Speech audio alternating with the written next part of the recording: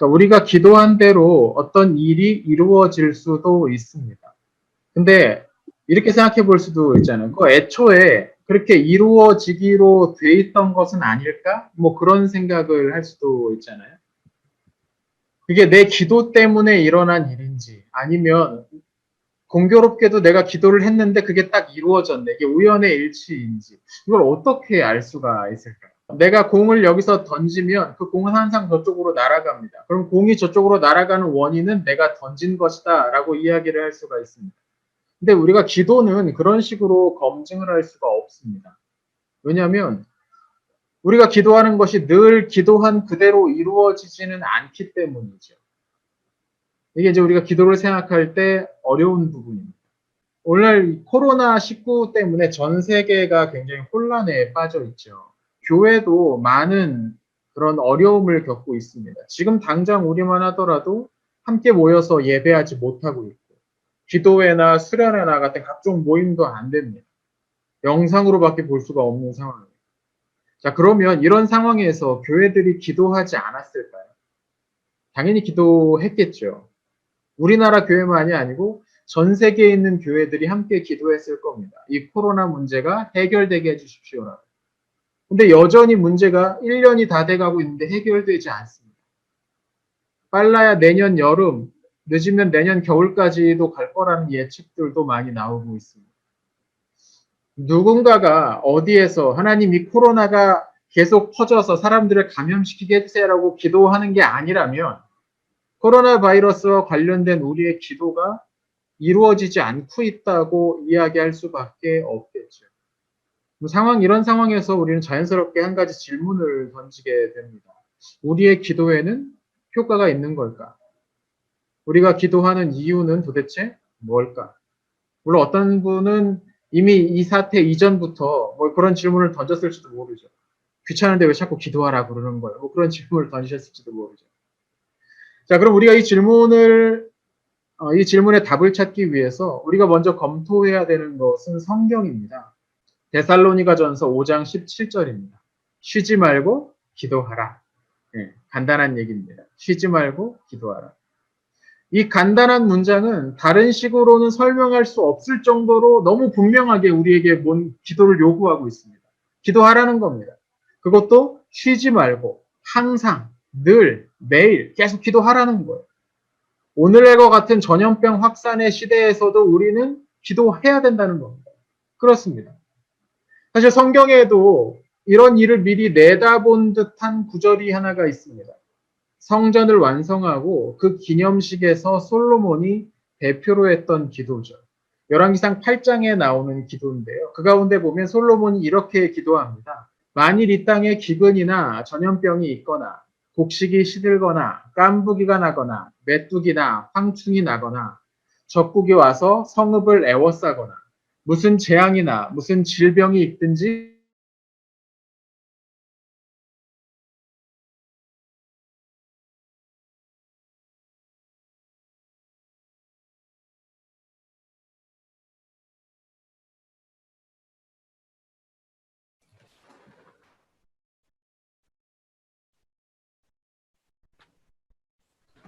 각 사람의 마음을 아시오니 그들의 모든 행위대로 행하사 갚으시옵소서. 주만 홀로 사람들의 마음을 다 아심이니이다.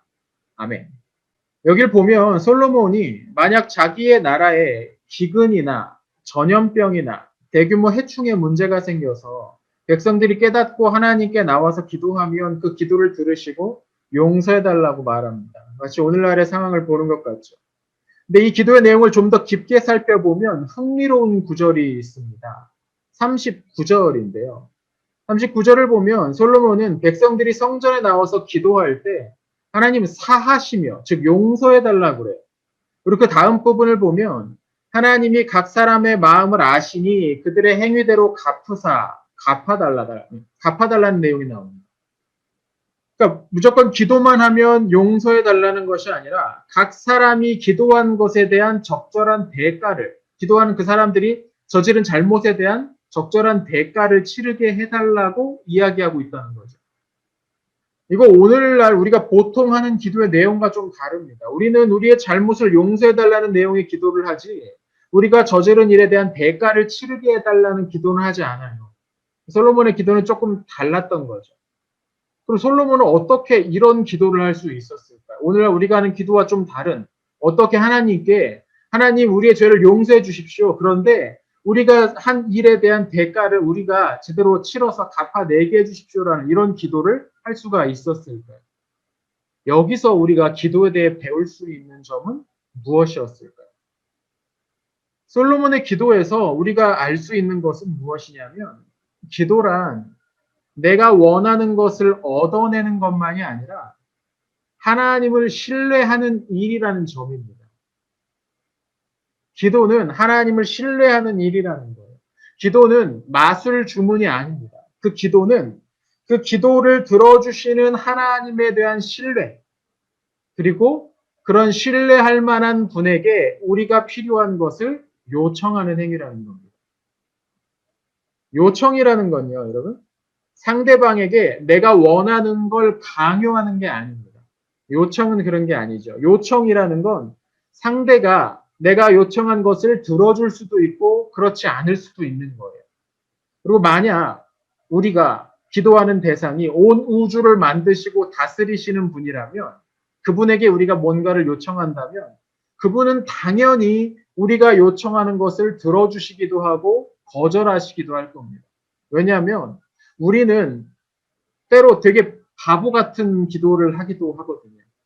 되게 멍청한 기도, 하면 안 되는 기도들도 얼마든지 하고 있거든요. 또 어리석은 내용은 아니라고 하더라도 좀 더 멀리까지 내다보시는 하나님께서 우리가 지금 하는 이 기도가 좋지 않음을 아시고 거절하실 수도 있는 거죠. 우린 이런 예를 예수님께서 하셨던 겟세마네 기도에서 볼 수가 있습니다. 하나님의 뜻을 가장 잘 아셨던 예수님께서 십자가에 달리시기 직전에 이 자리를 피하게 해주십시오라는 기도를 하십니다. 그런데 그 기도는 거절되었죠. 기도가 요청이라는 것을 안다면 기도 응답의 비밀이 어쩌고, 반드시 기도 응답을 받을 수 있는 법칙이 어쩌고, 뭐 이런 식의 이야기는 말이 안 된다는 걸 알 수가 있습니다. 무슨 말이냐면, 여러분이 뭔가 기도를 한다고 해서 그 기도가 반드시 이루어지는 것이 아니라는 겁니다. 제가 앞서서 고등학생 때, 고등학교 3학년이 올라가면 5가지 기도 제목을 가지고 기도했습니다라고 말씀드렸잖아요. 벌써 한참 전 일이죠. 근데 그 중에 2가지는 확실히 이루어졌지만 나머지 3가지는 어느샌가 제 기억에서도 잊혀졌어요. 아무리 떠올리려고 해도 그 기도 제목이 뭐였는지 생각이 안 나는 거예요. 왜 그랬을까요? 안 이루어졌어요. 그러니까 머릿속에 남지도 않은 거예요, 기도가. 그러니까 우리의 기도란 그런 거라는 겁니다. 우리가 신뢰할 만한 하나님께 뭔가를 요청해 드리는 것 때문에 당연히 어떤 기도는 응답이 되는 것처럼 보이고 어떤 기도는 거절되기도 한다는 거예요. 자, 그럼 우리가 기도를 할 때 그게 이루어질 수도 있고 이루어지지 않을 수도 있다고 하면 이제 그러면 우리는 기도할 필요가 없을까요? 물론 아니죠. 아까 우리가 데살로니가전서에서 봤듯이 항상 기도하라고 이야기하고 있지 않습니까? 우리가 기도해야 하는지는 얼마만큼 자주 기도가 이루어지는지와는 상관이 없습니다. 기도를 열심히 했는데 성적이 안 좋을 수 있어요. 기도에도 불구하고 우리가 원하는 학교나 직장에 떨어질 수도 있습니다. 열심히 기도해도 코로나 사태가 해결이 되지 않을 수도 있어요. 근데 그래도 우리는 기도해야 된다는 겁니다. 우리는 재앙 중에서도 기도해야 된다는 거예요. 왜요? 우리가 기도하는 대상이 신뢰할 만한 분이시기 때문입니다. 믿을 만한 분이시기 때문이라는 거예요. 기도가 신뢰라는 것을 알고 기도할 때 이 기도는 우리에게 여러 가지 유익을 줍니다. 가장 큰 유익은 무엇이냐면 우린 기도를 통해서 하나님 앞에 나아갈 수가 있습니다.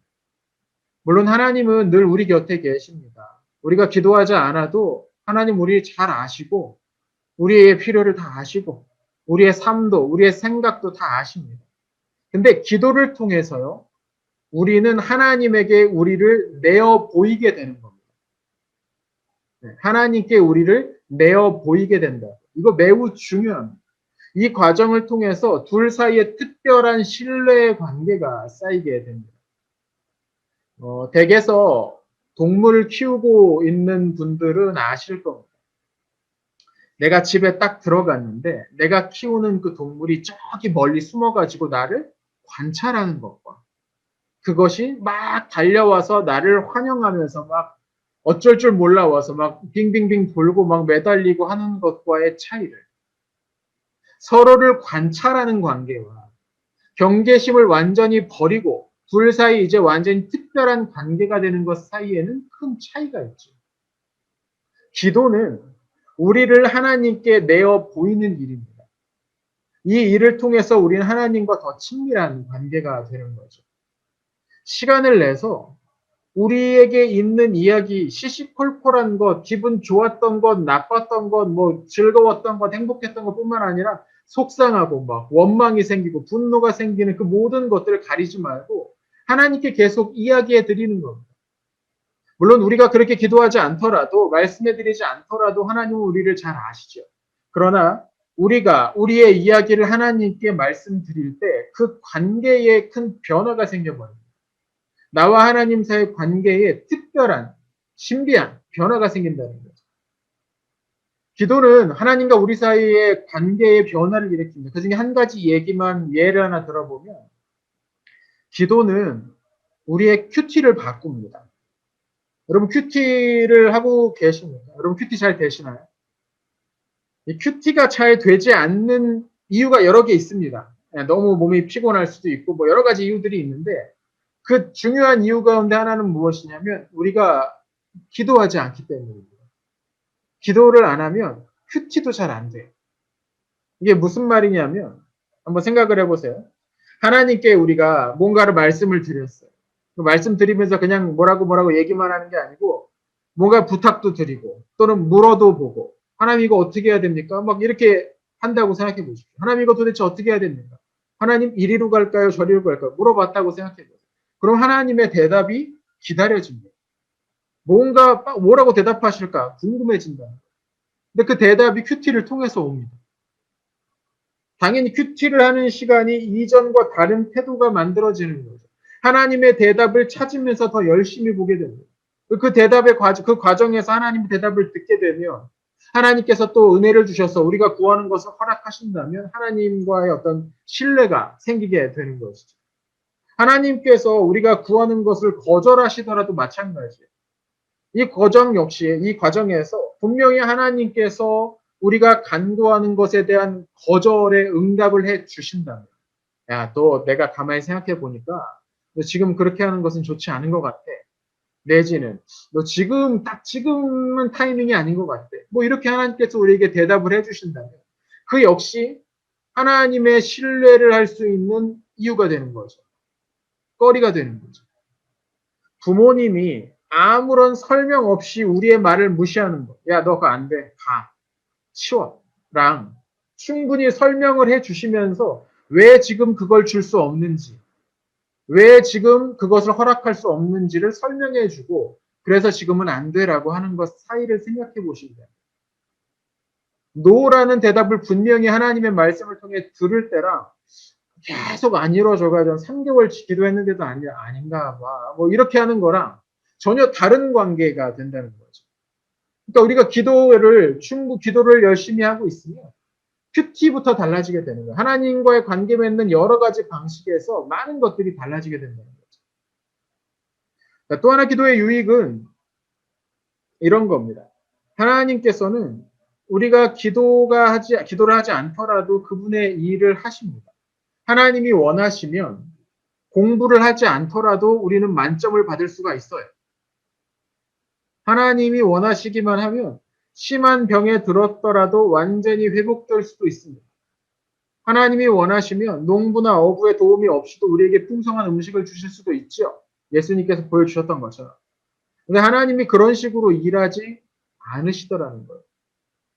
하나님은 날씨도 이용하시고 토양도 이용하시고 동물과 식물, 사람의 근육과 지성과 의지 그 모든 것들을 다 사용하셔서 하나님의 뜻을 이루시는데 협력할 수 있도록 허락하시더라는 겁니다. 우리가 기도한다고 해서요. 하나님께서 이 세상에 두신 큰 뜻이 바뀌지는 않습니다. 우리가 기도한다고 해서 하나님의 뜻이 바뀌면 오히려 위험하죠. 근데 만약 우리가 하나님의 일을 막는 바보 같은 기도, 바보 같은 요청을 한다면 하나님은 그걸 거절하셔야죠. 이런 예가 성경에 나오지 않습니까? 예수님께서 가이사라 빌립보에 가셔가지고 제자들과 함께 이제 계실 때 예수님이 한번 물어보셨습니다. 사람들이 내가 누구라고 하느냐? 그러니까 이 사람은 뭐 엘리야라고 합니다. 저 사람은 세례 요한이라고 합니다. 이런저런 이야기들을 막 대답을 하죠. 그리고 그러면 너희는 나를 누구라고 생각하느냐라고 물으셨을 때 주는 그리스도시요 살아계신 하나님의 아들입니다라고 제자들이 대답을 합니다. 하나님 예수님이 너무 기쁘셔가지고 그때부터 무슨 얘기를 하시냐면 이제부터 내가 저기 예루살렘에 가서 거기에 있는 유대인 지도자들에게 잡힐 거야. 그리고 막 맞을 거야. 마지막엔 죽을 거야. 얘기를 하니까 제자들이 깜짝 놀라서 예수님을 막으려고 합니다. 예수님 무슨 말도 안 되는 소리냐고. 그렇게 하시면 안 된다고. 그때 예수님께서 베드로가 대표로 와서 그렇게 얘기했을 때 예수님 베드로에게 뭐라고 말씀하십니까? 사탄아, 내 뒤로 물러서라. 우리가 아무리 기도를 열심히 해도요, 하나님의 계획을 바꾸거나 망가뜨릴 수는 없다는 겁니다. 그런데 우리가 기도할 때 하나님의 계획이 실행되는 방식은 달라지기도 하는 것 같습니다. 기도는 이 변화를 이끌어내는 행동이라는 거예요. 하나님은 우리에게 맡기실 수 있는 일을 하나님이 혼자서 하지 않으십니다. 하나님이 하시면 단숨에 한 방에 완벽하게 할 수 있는 일도 굳이 우리에게 맡기셔서 느릿느릿 어설프게 실수도 하게 그러면서 진행되게 하신다는 거죠. 심지어 우리가 그분의 일을 소홀히 하거나 게을리 하거나 실패하는 일도 허락하십니다. 여러분 이게 특권이죠. 우리가 누구에게 일을 맡기나 도무지 믿을 수 없고 애정도 생기지 않고 심지어 일면식도 없는 처음 보는 사람한테 우리가 일을 맡깁니까? 그렇지 않죠. 믿을 수 있거나 얘가 잘할 거란 생각은 없는데 애정이 있어서 얘가 자꾸 일을 하면서 점점점 나아지기를 바라는 마음으로 맡길 수도 있죠. 또는 나랑 특별한 관계가 있으니까 그래도 다른 사람보다 모르는 사람보다 얘한테 맡기는 게 낫겠다. 뭐 이런 이유 때문에 일을 맡기는 겁니다. 그러니까 기도를 통해서 하나님의 일에 우리가 참여할 수 있게 해주시는 것은 하나님이 우리를 신뢰하고 있다는 뜻입니다. 즉 기도를 통해서 우리는 우리를 믿으시는 하나님을 경험할 수 있다는 겁니다. 아까 처음에 제가 그 말씀 드렸잖아요. 기도의 핵심은 하나님에 대한 신뢰다. 네. 하지만 기도를 통해서 내가 하나님을 믿는 것처럼 하나님도 나를 믿어주신다는 것을 경험할 수 있게 된다는 겁니다. 기도는 이렇게 우리와 하나님의 사이를 특별하게 만들어주는 열쇠입니다. 모든 것이 우리의 뜻대로 이루어지지 않는 것 같은 상황이죠. 기도를 해도 변화도 없는 것 같은 세상입니다. 이런 세상에서 우리가 기도하는 것은 무슨 의미가 있을까요? 정리하면 이렇습니다. 기도는 우리가 원하는 것을 받아내는 주문서가 아닙니다. 기도는 우리의 주인이신 하나님께 요청하는 겁니다. 우리는 하나님을 신뢰하기 때문에 요청을 해드릴 수가 있습니다. 그분이 우리를 향해 선한 뜻을 가지고 계시고 우리에게 필요한 때에 필요한 것을 주신다는 것을 믿기 때문에 우리는 계속 기도할 수 있는 겁니다. 그리고 우리가 계속 그렇게 기도할 때 이런 하나님에 대한 우리의 신뢰가 점점점 커지게 됩니다. 기도를 통해서 하나님과 점점 더 가까워지게 되는 것. 이것이 기도의 가장 큰 유익입니다.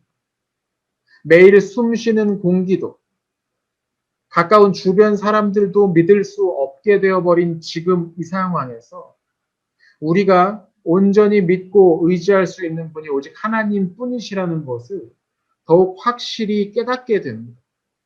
그리고 이때 우리는 기도해야 하는 것이죠. 기도를 시작해야 되는 겁니다. 이왕이면 시간을 정해놓고 기도하십시오. 정해준 시간 이외에도 기도하십시오. 기도가 이 불확실성의 시대에 우리로 하여금 확실한 데에 거하게 해 줄 겁니다. 우리를 반석 위에 서게 해주는 것, 그것이 바로 이 기도라는 것이죠.